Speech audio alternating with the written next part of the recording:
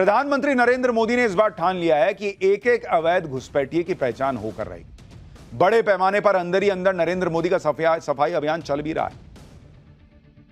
एक एक अवैध बांग्लादेशी, एक एक रोहिंग्या की पहचान करके भगाया जा रहा है, देश से निकाला जा रहा है। दूसरी तरफ चुनाव आयोग ने भी अपना सफाई अभियान शुरू कर दिया है। चुनाव आयोग ने भी तय कर लिया है कि किसी गैर भारतीय को फर्जीवाड़ा करके वोट तो नहीं डालने देंगे, चाहे जिसको जितना हंगामा करना करे। वोटर लिस्ट की पूरी सफाई होगी और अगर कोई घुसपैठिया इसमें है तो उसे निकाला जाएगा। अभी तो बिहार का नंबर है, फिर पूरे देश का नंबर आएगा, लेकिन बिहार पर ही इतना बवाल हो रहा है कि बिहार में वोटर लिस्ट रिवीजन को लेकर इंडी गठबंधन ने आसमान सिर पर उठा रखा है। कभी नरेंद्र मोदी को कोसते हैं, कभी चुनाव आयोग को धमकाते हैं, कभी मीडिया के लिए अपमानजनक और अपशब्द बोलते हैं। ऐसा लगता है कि इंडी गठबंधन का मामला डिरेल हो गया है। वोटर लिस्ट रिवीजन तो चुनाव आयोग का अधिकार है, चुनाव आयोग इसे नहीं करेगा तो कौन करेगा? सुप्रीम कोर्ट तक ने कह दिया भाई कि जो चुनाव आयोग कर रहा है वो गैर संवैधानिक नहीं है, वो उसका अधिकार है। बावजूद इसके वोटर लिस्ट के रिवीजन को लेकर बड़ा बखेड़ा किया जा रहा है। राहुल गांधी, तेजस्वी यादव से लेकर ओवैसी तक सबने बवाल मचा रखा है। कल तक ये लोग वोटर लिस्ट रिवीजन पर सुप्रीम कोर्ट के फैसले को अपनी जीत बता रहे थे। 2 दिन बाद फिर से चुनाव आयोग को ये लोग कोसने लगे। अब इन्हें इस बात से दिक्कत हो रही है कि वोटर लिस्ट रिवीजन में विदेशी घुसपैठियों का पता लगने की बातें क्यों की जा रही हैं, क्योंकि खबरें ये आ रही हैं कि बिहार में वोटर लिस्ट की गहन जांच में ऐसे ऐसे लोग भी मिल रहे हैं जिनका कनेक्शन नेपाल से, बांग्लादेश से या म्यांमार जैसे देश से। ऐसे कितने घुसपैठिए वोटर लिस्ट में आ चुके हैं, ये तो वोटर लिस्ट के रिवीजन की पूरी प्रक्रिया के बाद ही सामने आएगा। लेकिन इस पर चुनाव आयोग को उल्टा सीधा बोलने वालों की लाइन लग गई। तेजस्वी यादव, ओवैसी, पप्पू यादव सबने मोर्चा खोल दिया। इसमें तेजस्वी यादव तो एक कदम आगे ही निकल गए। तेजस्वी यादव चुनाव आयोग के सूत्रों से हुए खुलासे पर अभद्र भाषा बोलने लगे। असदुद्दीन ओवैसी चुनाव आयोग को चैलेंज देने लगे। पप्पू यादव चुनाव आयोग को धृतराष्ट्र कहने लग गए। आप सोचिए, अभी लिस्ट आई भी नहीं है, अभी सिर्फ सूत्रों के हवाले से खबर आई है कि इसमें बांग्लादेशी भी मिल रहे हैं, नेपाली भी मिल रहे हैं, म्यांमार के लोग मिल रहे हैं। उसी में ये लोग हड़बड़ा गए। क्यों भाई, आपको क्या दिक्कत है? चुनाव आयोग के खिलाफ इतना गुस्सा क्यों भड़क रहा है? उसकी वजह भी समझ लीजिए। दरअसल बिहार में चुनाव आयोग से जुड़े बीएलओ, बूथ लेवल ऑफिसर, घर घर जाकर वोटर लिस्ट बना रहे हैं। लोगों से फॉर्म भरने को दे रहे हैं, अपनी नागरिकता साबित करने के लिए कुछ दस्तावेज होते हैं वो मांग रहे हैं। और बिहार में यह चेकिंग कई दिनों से चल रही है। इसी चेकिंग के दौरान यह बड़ा खुलासा हुआ है। चुनाव आयोग के सूत्रों से जानकारी बाहर आई कि बिहार में बड़े पैमाने पर विदेशी नागरिक पकड़े जा रहे हैं। चेकिंग के दौरान नेपाल, बांग्लादेश और म्यांमार के लोग मिल रहे हैं। ऐसा भी दावा है कि इन कथित विदेशी नागरिकों के पास आधार कार्ड भी मिला है, राशन कार्ड भी मिला है। अब बताइए बॉस, हालांकि इन कथित विदेशी नागरिकों की जांच अभी नहीं होगी, इनकी जांच 1 अगस्त के बाद होगी। 1 अगस्त के बाद इन्हें अपना पक्ष रखने का भी पूरा मौका दिया जाएगा। अब ये कथित विदेशी नागरिक या घुसपैठिए कौन हैं, कितनी संख्या में हैं, यह अभी क्लियर नहीं हो पाया। लेकिन चुनाव आयोग की जांच में जो पता चला उससे इंडी गठबंधन भड़क गया, क्योंकि इंडी गठबंधन को यही माहौल बना रहा था कि बिहार में ऐसा अभियान चलाने की जरूरत ही क्यों है। लेकिन अगर बड़े पैमाने पर बिहार में घुसपैठिए डेरा डाल रहे हैं तो फिर चुनाव आयोग का अभियान सही लग रहा है, और शायद इसी वजह से इंडी गठबंधन के नेता गुस्से में। बिहार में तेजस्वी कैसे विवादित भाषा बोल रहे हैं, ओवैसी क्या कह रहे हैं, चुनाव आयोग के सूत्रों से जो खबर आई उसमें कितनी सच्चाई है, एक एक घर में कितने कितने वोटर निकल जा रहे हैं, क्या ये ऑपरेशन क्लीन जो है वो हर बांग्लादेशी घुसपैठिए को, हर रोहिंग्या को बाहर कर पा रहा है, सब कुछ आज आपको बताऊंगा। लेकिन पहले जो हो रहा है उसकी एक झलक देखिए।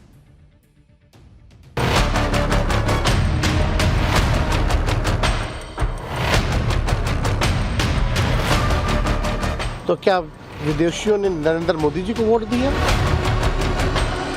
चुनाव आयोग धृतराष्ट्र तो हो ही गए हैं, साइको हो चुके हैं वो। ये एनआरसी बैकडोर से हो रहा है। ईसीआई को पावर्स नहीं है सिटीजनशिप डिटरमाइन करने का।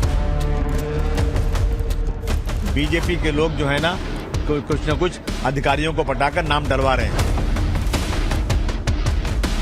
अगर एक भी म्यांमार का और बांग्लादेशी है, the home minister of this country is responsible, he must quit.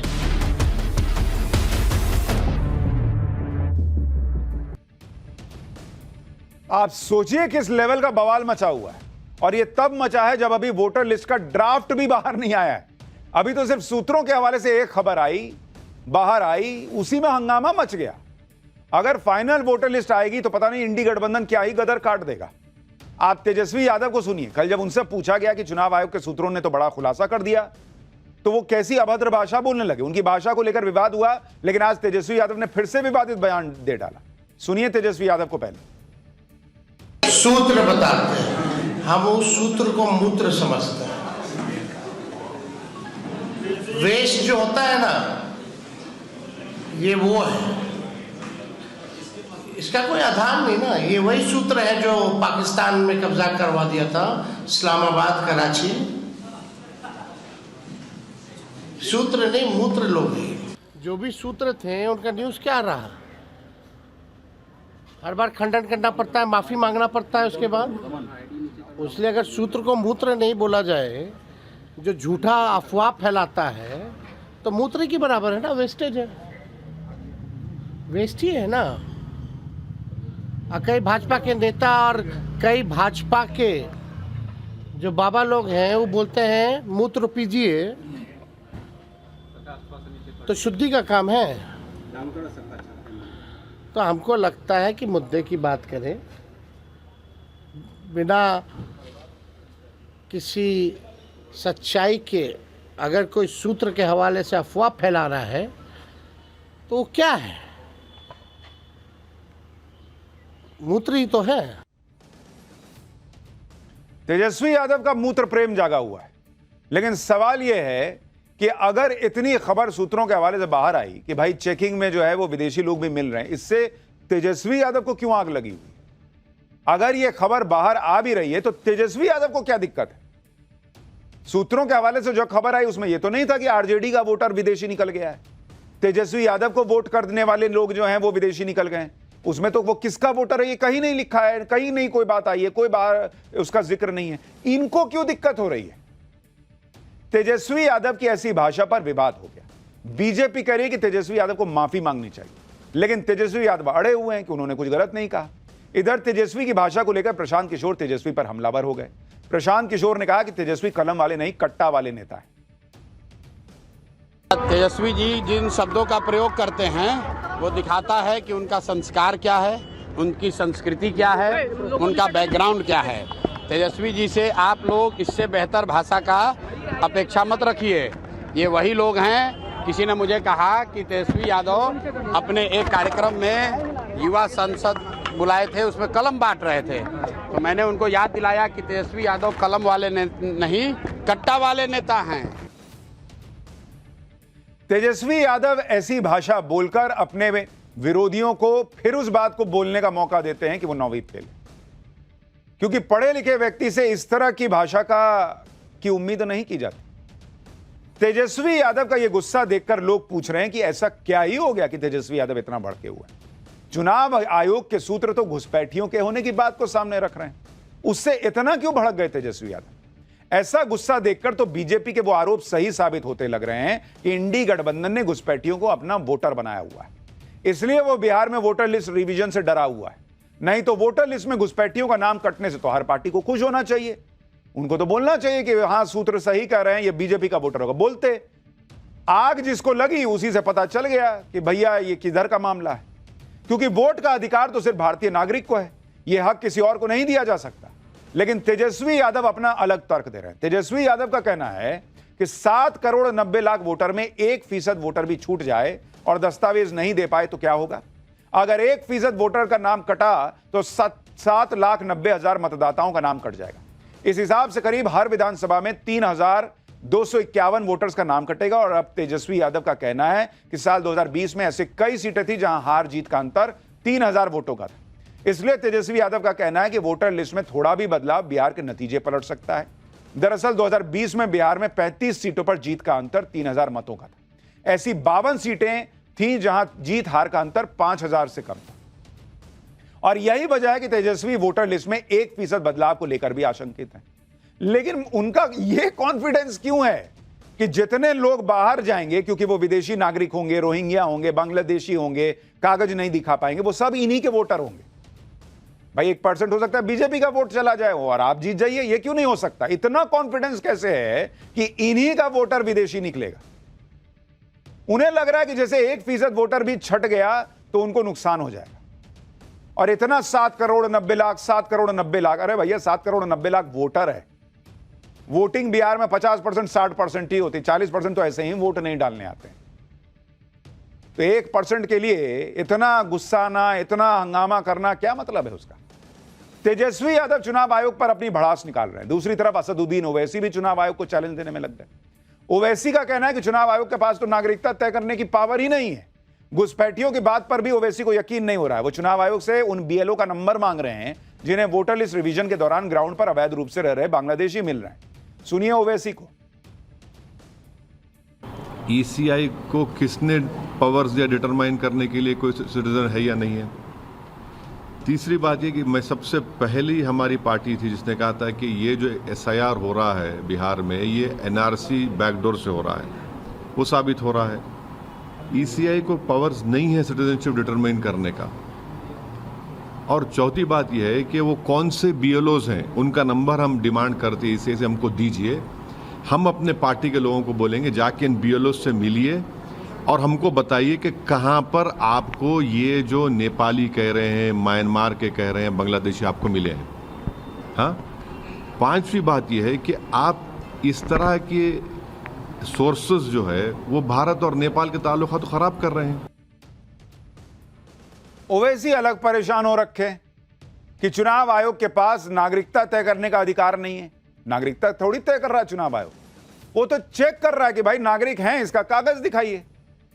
बिना नागरिकता का कागज चेक किए वोटर लिस्ट कैसे बनेगा भाई? इन लोगों का बस चले तो ये चुनाव आयोग बंद करा दे कि ये जिनको बोल रहे हैं वो वोट करेगा तो करेगा। चुनाव आयोग फिर क्या करे भाई? चुनाव आयोग कागज भी नहीं देखेगा। कागज बना थोड़े रहा है नागरिकता का चुनाव आयोग, वो तो खाली कागज चेक कर रहा है, तभी ना वोटर लिस्ट बनाएगा। कह रहे हैं हमको बीएलओ का नंबर दीजिए जो इसको मिले हैं ना बांग्लादेशी और नेपाली। अरे भाई अभी लिस्ट आएगी उसमें चेक कर लीजिएगा। वोटर लिस्ट में अगर विदेशी घुसपैठिए हैं तो इस पर एक्शन होना ही चाहिए। अगर इसकी पहचान होती है तो तेजस्वी यादव और ओवैसी भड़क क्यों रहे? अगर वोटर लिस्ट में घुसपैठिए की पहचान होती है तो यह बिहार के साथ साथ देश के लिए भी अच्छी बात होगी। इन घुसपैठियों को वोटर लिस्ट से निकालकर उन्हें भगाया जा सकता है। अगर आप बिहार के मैप को देखिए तो बिहार का बॉर्डर मुख्य तौर पर नेपाल से लगता है, लेकिन जो इलाका पश्चिम बंगाल से जुड़ा है उसे सीमांचल कहते हैं। और सीमांचल के इलाके में अक्सर यह कहा जाता है कि यहां पर बांग्लादेश से आने वाले घुसपैठिए बंगाल के रास्ते से बिहार में घुस जाते हैं। सीमांचल के इलाके में कटिहार है, पूर्णिया है, किशनगंज है, अररिया है। ये वही इलाके हैं जहां मुस्लिम आबादी भी काफी ज्यादा है। तो अगर चेकिंग हो गई तो इनको दिक्कत क्यों हो रही है? अब जैसे आप अररिया का उदाहरण देखिए, जब वोटर लिस्ट रिवीजन में विदेशी घुसपैठियों का मुद्दा सामने आया तो वहां के बीजेपी सांसद ने सवाल उठा दिया। अररिया के बीजेपी सांसद प्रदीप सिंह ने दावा किया कि कुछ महीने पहले बांग्लादेशी नागरिक अररिया से अरेस्ट हुए थे। इनके पास फर्जी वोटर कार्ड और आधार कार्ड था। इन पर आरोप है कि सीमांचल में फर्जी दस्तावेज बनाए जा रहे हैं। इनका दावा है कि पिछले 10 दिनों में उनके पास 10,000 आवास प्रमाण पत्र के लिए आवेदन आ चुके हैं, जबकि पहले 6 महीने में सिर्फ 3,100 आवेदन आए थे। इन सबसे सवाल उठ रहा है कि क्या बिहार में घुसपैठिए इतनी अंदर तक डेरा जमा चुके हैं कि उनके पास फर्जी वोटर और आधार कार्ड मौजूद है? अब वो चुनाव आयोग के ड्राइव से बचने के लिए आवास प्रमाण पत्र बनवाने में लग गए हैं। जो भी बिहार की वोटर लिस्ट रिवीजन का विरोध कर रहा है उसे यह समझना चाहिए कि बिहार ही नहीं पूरे देश में घुसपैठिए एक सच्चाई। ऑपरेशन सिंदूर के बाद 7 मई से 11 जून के बीच करीब 2,500 बांग्लादेशी घुसपैठियों को डिपोर्ट किया गया। गुजरात, महाराष्ट्र, दिल्ली और राजस्थान में बांग्लादेशियों को डिपोर्ट किया जा रहा है। गुजरात में मई और जून महीने में 1200 बांग्लादेशी डिपोर्ट किए गए। जनवरी से जून के बीच दिल्ली में करीब 1100 बांग्लादेशी डिपोर्ट किए जा चुके हैं। अगर देश भर में घुसपैठिए हैं और जगह जगह से घुसपैठियों की पहचान करके उन्हें निकाला जा रहा है तो फिर बिहार में कैसे कोई कह सकता है कि घुसपैठिए हो ही नहीं सकते? हमने आपको बताया था कि बिहार का एक हिस्सा पश्चिम बंगाल से जुड़ता है और बांग्लादेशी हो या रोहिंग्या हो, इनके लिए पश्चिम बंगाल के रास्ते बांग्लादेश से आकर बिहार में घुसपैठ कर लेना कोई बहुत बड़ी बात नहीं है। सीमांचल के इलाके में बड़ी मुस्लिम आबादी भी है, तो इन सब घुसपैठियों के लिए आबादी में घुल मिल जाना और यहां फर्जी तरीके से वोटर लिस्ट में आ जाना कोई बहुत बड़ा काम नहीं है, मुश्किल नहीं है ये। बिहार में सीमांचल के इलाके की अगर मुस्लिम आबादी आप देखिएगा तो आपको अपने आप समझ में आएगा कि कैसे ये लोग जो है वहां पर अपना घुल मिल जाते हैं और फर्जी वोटर कार्ड कुछ भी बना लिया, हो गया काम। अगर आप मुस्लिम आबादी देखिए, बिहार के सीमांचल का आपको हिसाब बता रहा हूं कि वहां पर मुस्लिम आबादी कितनी है। जैसे आप किशनगंज का इलाका देखिए, किशनगंज में 68%, 68% मुस्लिम आबादी है। इसी तरह से पूर्णिया देखिए, पूर्णिया में 39% मुस्लिम आबादी। अब कोई बांग्लादेशी आकर, रोहिंग्या आकर यहां घुस जाएगा, पहचान पाइएगा आप। अररिया में जो है मुस्लिम आबादी वो करीब 43% है, 43%। और इसी तरीके से कटिहार, यहां 45% मुस्लिम आबादी। और ये सारा सीमांचल का इलाका आपको बता रहा हूं। इसलिए वोटर लिस्ट से एक एक वोटर को चेक किया जा रहा है, जिससे वोटर लिस्ट में अगर कोई विदेशी व्यक्ति आ गया है, फर्जी आधार कार्ड, वोटर कार्ड बनाए हुए, तो उसको बाहर किया जाए। लेकिन इंडी गठबंधन एकदम उखड़ा हुआ है कि इस तरह से वोटर लिस्ट क्यों चेक कर रहे हैं। नरेंद्र मोदी और अमित शाह तो घुसपैठियों की पहचान करके उन्हें भगाने का काम ऑलरेडी कर रहे हैं। इंडी गठबंधन उल्टी ही बात कर रहा है कि अगर बिहार के वोटर लिस्ट में घुसपैठिए हैं तो अमित शाह को इस्तीफा देना चाहिए। सुनिए आरजेडी के मनोज झा को। वो अमित शाह पे इशारा कर रहे हैं। संतोष मांझी जी का बयान सीधे गृह मंत्री को चैलेंज है कि गृह मंत्री जी आपसे नहीं हो पाया, इस्तीफा दे दो। अब ये सूत्र कौन है? उत्पात मचाने के लिए, नफरत के बीज बोने के लिए किसने ड्राफ्ट देखा, किसने वेरीफाई किया है? अगर एक भी म्यांमार का और बांग्लादेशी है, the home minister of this country is responsible, he must quit.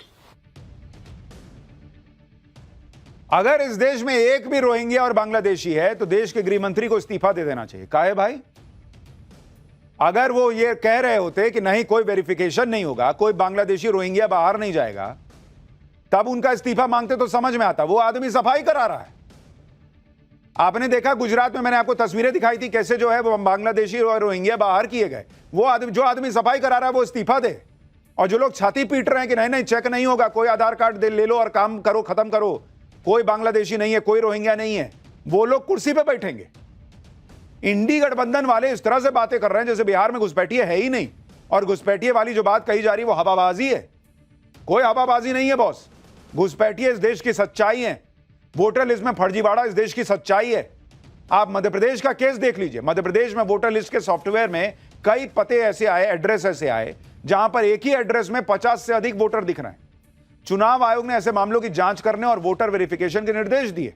कुछ लोग कह रहे हैं कि यह फर्जीवाड़ा नहीं है क्योंकि संयुक्त परिवार हो सकता है, ज्वाइंट फैमिली, जिसमें 50-50 लोग हैं। कौन सी ज्वाइंट फैमिली चल रही है बॉस? 50-50 लोग वाली कौन सा ऐसा ज्वाइंट फैमिली चल रहा है? एक ही घर में 50-50 वोटर हैं और एक घर नहीं है।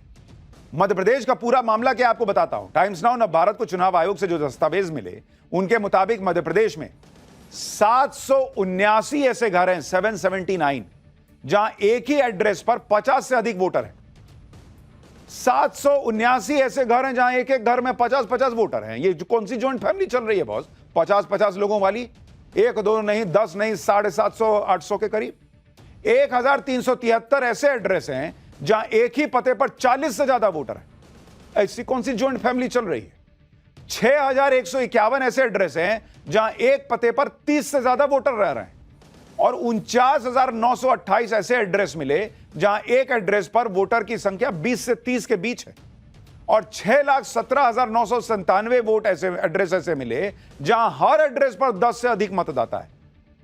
ये कौन सा ज्वाइंट फैमिली चल रहा है बॉस? 10-10 से ज्यादा लोग, 6-6 लाख घर में हैं। इसमें ज्यादातर पते चंबल और ग्वालियर इलाके के। चुनाव आयोग की अब ग्राउंड पर उतरकर इन पतों की जांच की जाए, कहने की बात है। और अगर गड़बड़ी मिली तो नाम काटे जाएंगे। और ज्वाइंट फैमिली में रह रहा है तो चुनाव आयोग चेक कर लेगा तो क्या दिखाइए कि बाहर मामा, फूफा, चाचा साहब हम लोग साथे रह रहे हैं। ऐसी ऐसी चीजें मिल रही हैं। ये लोग कहते हैं कि चुनाव आयोग कुछ नहीं करे, आंख मूंद के बैठ जाए, वोट देने दे। भैया ये बिहार की बारी है, आगे पूरे देश में ऐसा ड्राइव चलेगा और चलना ही चाहिए। यहां हम अपने में कम हैं, जो बाहर से आके बांग्लादेशी और रोहिंग्या वोट डालेगा और मजे करेगा। एक राज्य में ही इतना बवाल मचा हुआ है और पूरे देश में वोटर लिस्ट रिवीजन होगा तो सोचिए क्या करेंगे ये लोग। क्योंकि आप देखिए चुनाव आयोग पर जिस तरह से इंडी गठबंधन भड़क रहा है, उससे तो ऐसा लग रहा है जैसे चुनाव आयोग खुद से ही सही वोटर को घुसपैठिया साबित कर देगा और उनका नाम वोटर लिस्ट से हटा देगा। जबकि हमने आपको बताया था कि अगर चुनाव आयोग किसी का नाम काटता भी है तो उसके पास 2 लेवल पर अपील करने का विकल्प है। पहली अपील, संबंधित व्यक्ति डीएम के पास अपील कर सकता है। दूसरी अपील, संबंधित व्यक्ति राज्य के सीईओ यानी चीफ इलेक्टोरल ऑफिसर को अपील कर सकता है। लेकिन इसके बावजूद इंडी गठबंधन चुनाव आयोग को भर भर के सुना रहा है। पूर्णिया से निर्दलीय सांसद पप्पू यादव कह रहे हैं कि चुनाव आयोग अब राजनीतिक पार्टी बन गया है, उसके सूत्र का गुणसूत्र डीएनए बीजेपी का है। सुनिए चुनाव आयोग को पप्पू यादव और क्या क्या सुना गया। चुनाव आयोग धृतराष्ट्र तो हो ही गए हैं। साइको हो चुके हैं वो। ना वो सुप्रीम कोर्ट की सलाह मान रहे हैं, ना वो संविधान को मान रहे हैं। सुप्रीम कोर्ट ने उन्हें सलाह दी तो ना आप सलाह मानने को तैयार है। आप कह रहे हैं कि नहीं, हम भाजपा के दुर्योधन के लिए जो काम कर रहे हैं, हमें कुछ भी जिग जैग नहीं करना। एक तो सबसे खतरनाक संकेत है ये। खुद ही कह रहे हैं कि चुनाव आयोग को सुप्रीम कोर्ट ने सलाह दी, तो सलाह का मतलब आदेश तो नहीं होता ना। और चुनाव आयोग खुद कह रहा है कि भाई हम कैसे मान लें आधार कार्ड को। और ये जितने लोग हंगामा कर रहे हैं, अभी आपको आगे दिखाऊंगा, यही लोग आधार कार्ड को कहते थे कि ये नागरिकता का प्रमाण पत्र नहीं है। आज इनका मूड हो गया तो कह रहे नहीं, आधार कार्ड को मान लीजिए। वोटर लिस्ट रिवीजन के दौरान जैसे ही नेपाल, बांग्लादेश और म्यांमार के लोगों के होने का पता चला तो तेजस्वी यादव नया लॉजिक ले आए। अब तेजस्वी यादव कह रहे हैं कि नेपाल से तो भारत के अच्छे रिश्ते हैं, लेकिन फिर यह सवाल उठेगा कि अच्छे रिश्ते होने का मतलब हम नेपाल के लोगों को वोटिंग राइट दे दें। नेपाल से हमारे अच्छे रिश्ते हैं तो भारत का आदमी नेपाल में जाके वोट दे सकता है क्या? उसको हमारे यहां के लोगों को नेपाल नागरिक बना देगा क्या? गजब बात है बॉस। तेजस्वी यादव को सुनिए क्या कह रहे हैं। यानी इनका कहने का मतलब ये है कि उस समय हम लोग 3-3, 4-4 लाख वोट से चुनाव हारे, तो क्या विदेशियों ने नरेंद्र मोदी जी को वोट दिया? 39 सीटें आई 40 में से, इस बार 30 सीटें आई एनडीए को, तो विदेशी यानी उनको वोट दे रहे। नेपाल की जहाँ तक बात है, आप जानते हैं बिहार का रोटी और बेटी का संबंध रहा है। बिहार पुलिस में, बिहार मिलिट्री पुलिस में गोरखा लोग हैं, नेपाली लोग हैं, आर्मी में नेपाली लोग हैं। कैसा कैसा बात करते हैं। कह रहे हैं गोरखा रेजिमेंट में नेपाली लोग। अरे भैया सब भारतीय हैं वहां। नेपाल के लोग भारत की सेना में काम कर रहे हैं, सैनिक हैं। अब कह रहे हैं कि भाई सारे जो बाहर के लोग हैं, घुसपैठिए, उन्होंने नरेंद्र मोदी को वोट किया क्या? क्योंकि बिहार में तो 39 सीटें बीजेपी और एनडीए जीती थी। तो ये भी तो, इसका उल्टा भी कोई पूछ सकता है कि हो सकता है सारे घुसपैठियों ने आपको वोट किया हो, बाकी देश वालों ने नरेंद्र मोदी को वोट किया, इसलिए वो जीत गए, आप हार गए। ये उल्टा सवाल क्यों नहीं हो सकता? इधर इंडी गठबंधन ने वोटर लिस्ट रिवीजन के खिलाफ बवाल काटा हुआ है। दूसरी तरफ महाराष्ट्र में समाजवादी पार्टी के अध्यक्ष अबू आजमी कह रहे हैं कि वोटर लिस्ट की ऐसी गहन जांच हो तो महाराष्ट्र में होनी चाहिए, बीएमसी चुनाव से पहले होनी चाहिए। जबकि अखिलेश यादव की पार्टी वोटर लिस्ट रिवीजन के खिलाफ सुप्रीम कोर्ट गई हुई है। सुनिए अभी अबू आजमी को। और आने वाला जो बिहार का इलेक्शन हो या दूसरा कोई भी इलेक्शन हो, साफ सुथरा इलेक्शन हो, ये इलेक्शन कमीशन को तय करना चाहिए। इलेक्शन कमीशन किसी के पास किसी का बंधुआ मजदूर नहीं है। बिल्कुल होना चाहिए, बिल्कुल होना चाहिए। मैं चाहूंगा कि इस इलेक्शन के पहले इसकी पूरी जांच होना चाहिए। इसमें किसी ने भी गलत नाम डाला उसको काटना चाहिए और गलत नाम डालने वाले अधिकारियों को सजा भी होना चाहिए। आप ये भी देखिए कि आधार कार्ड पर भी विपक्ष कैसे अपने ही स्टैंड से पलट गया। बिहार में विपक्ष आज मांग कर रहा है कि चुनाव आयोग वोटर लिस्ट के वक्त आधार कार्ड को भी एक डॉक्यूमेंटेड सबूत के तौर पर अपनाए। लेकिन यही विपक्ष उस कानून का विरोध कर रहा था जब आधार कार्ड को वोटर आईडी कार्ड से जोड़ने के लिए कानून में संशोधन किया जा रहा था। तब खुद कांग्रेस के नेता रणदीप सुरजेवाला इस फैसले को चैलेंज करते हुए कोर्ट चले गए थे और तर्क दिया था कि आधार तो रेजिडेंट प्रूफ हो सकता है, सिटीजनशिप का प्रूफ हो ही नहीं सकता। यानी आज जो लोग कह रहे हैं कि अगर किसी वोटर की भारतीय नागरिकता जांचनी है तो आधार को उसमें शामिल करो, ये खुद खड़े होकर संसद में विरोध किए हैं बॉस, कि नहीं नहीं आधार कार्ड कैसे जो है वो नागरिकता का आधार हो सकता है। आप देखिए कैसे कांग्रेस नेता संसद के अंदर आधार कार्ड को वोटर आईडी से लिंक करने का विरोध कर रहे थे और क्या तर्क दे रहे थे, सुनिए। We are forgetting that Aadhaar was only meant to be a proof of residence. It is not a proof of citizenship. In our country, only citizens are allowed to vote, sir. So if you are in a position where you are asking Aadhaar for voters, all you are getting is a document that reflects residence. It does not reflect any proof of citizenship. And therefore, you are potentially giving the vote to non-citizens. Aadhaar Act does not allow for the linking of the Aadhaar number to the electoral roll. The Aadhaar Act is very explicit. It is an act which is for the targeted delivery of financial and other subsidies, benefits and services. Voting is a legal right. चुनाव में vote देना एक legal अधिकार है और इसलिए ये जो आधार एक्ट है इसके लेजिस्लेटिव कॉम्पिटेंस के बियॉन्ड है।